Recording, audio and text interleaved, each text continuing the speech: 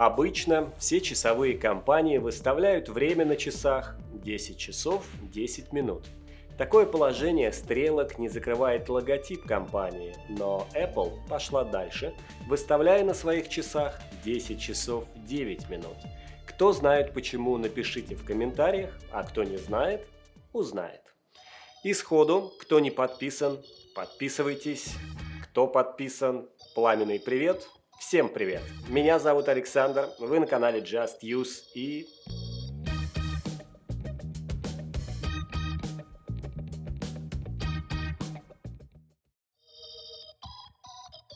Давайте посмотрим, чем нас порадует комплектация.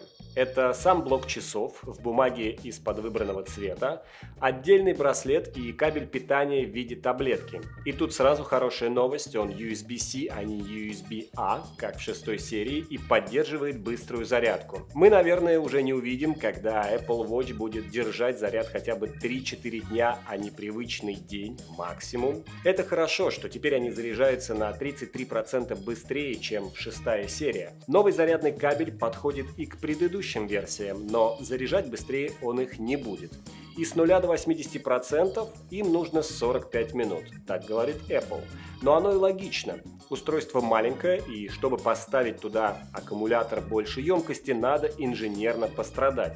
Либо поставить более энергоэффективный процессор, но об этом позже. Но на самом деле часы заряжаются за 45 минут только до 67%, а полная зарядка займет час и 20 минут. Так как теперь кабель питания USB-C, многие, думаю, будут заряжаться от тех же MacBook или iPad'ов, почему нет? Дизайн не претерпел сильных изменений, в отличие от серии 6, но кое-что есть. Тоже колесико и кнопка включения. И 7 серия выделяется, пожалуй, новыми цветами. Это темная ночь, которая уходит в такую синюю ночь, сияющая звезда, красные, очень красивые, но, знаете, обязывают, что ли. Далее синие и зеленые. По первым ощущениям, зеленый очень нравится, но боюсь, что быстро надоест, все как с авто. Но есть ремешки, и всего их 63 типа, из которых 53 новых. Делятся они на 9 видов. Это монобраслет, плетеный монобраслет, спортивные браслеты, Nike с перфорацией, браслеты Nike, кожаные, стальные и Hermes, где самый дорогой браслет стоит 51 тысячу. И хорошая новость в том, что все ремешки подходят от предыдущих часов, и представляете негодование многих, если бы Apple решила бы на этом заработать. Мне очень зашел монобраслет от Nike.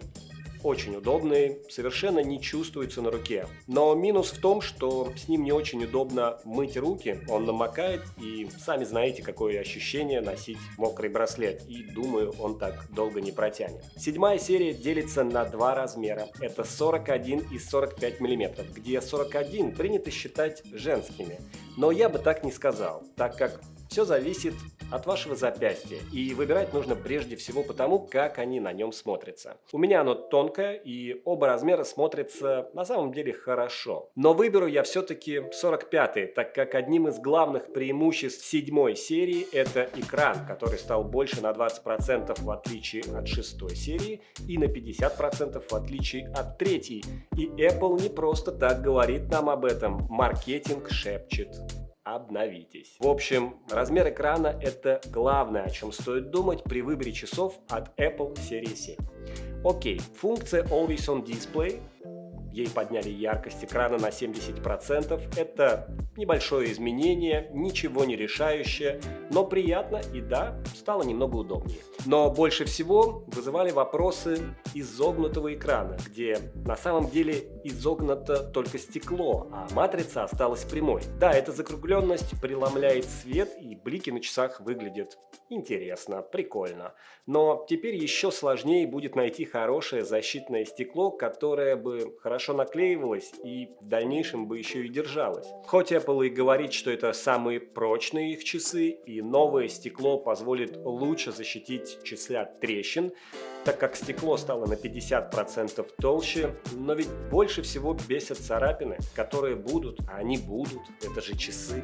И так как стекло стало толще, то вопрос теперь, как будет работать тач, когда температура будет слишком низкая или наоборот слишком высокая, в бане, например, или в холодильнике. Конечно, это мы проверим в видео, который будем снимать уже про опыт использования, когда он накопится.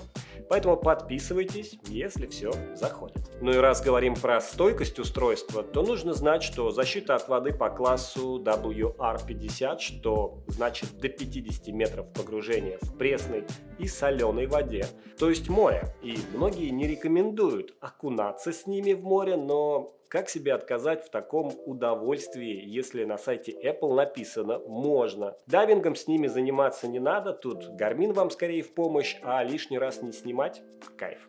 И я бы больше переживал за ремешки в море, если они у вас кожаные или, например, какие-нибудь плетеные. Также защита от пыли по сертификату API-67 для России, а вот на сайтах США, Франции, Польши, Гонконга, Арабских Эмиратов написано API-6X.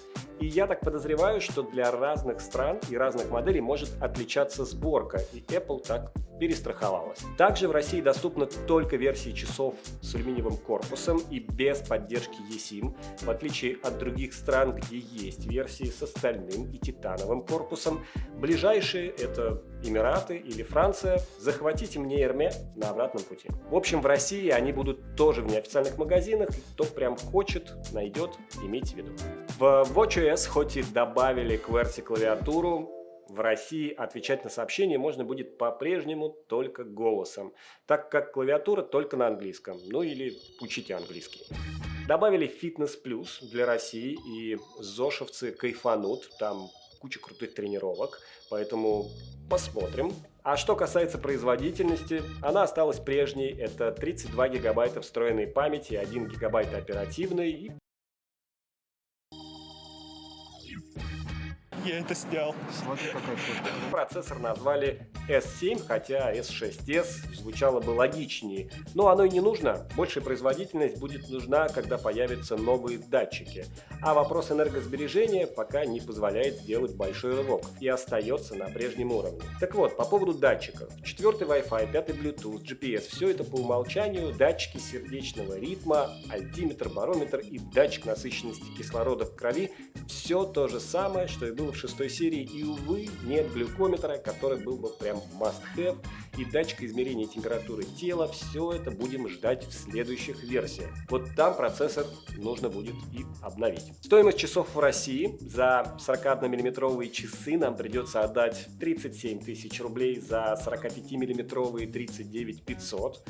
SE, кстати, стоит 25 тысяч и 27 500, а Apple Watch 3 18 и 20 500.